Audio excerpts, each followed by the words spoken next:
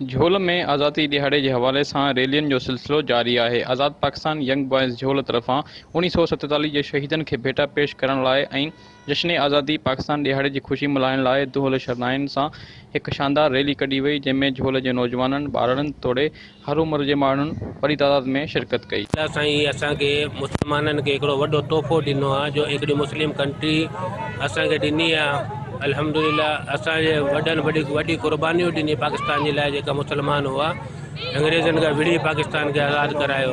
पाकिस्तान को भुगड़न जी मुठ ते कोन ठहियो आहे, वॾियूं क़ुर्बानियूं वॾनि ॾिनियूं आहिनि। उन असांखे ॿुधाईंदा हुआ त सिखनि जेको आहे जॾहिं बंटवारो थियो आहे इन जो पाकिस्तान जो, जॾहिं वंड थी आहे पाकिस्तान इंडिया जी, त ओॾी महिल तमामु घणो जेको आहे त खूनरेज़ी थी आहे।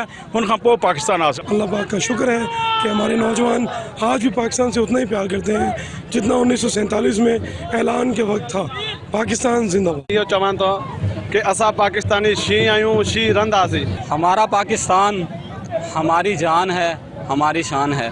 इंशाल्लाह हर साल की तरह इस साल भी हमारे नौजवानों ने बहुत अच्छा काम किया है और इंशाल्लाह आने वाले हर साल में ये काम करते रहेंगे, इसी तरह आज़ादियाँ मनाते रहेंगे। कैमरामैन गुलाम रसूल खासकेली सां गॾु नवीद गुल खासकेली, सिंध टीवी न्यूज़ झोल।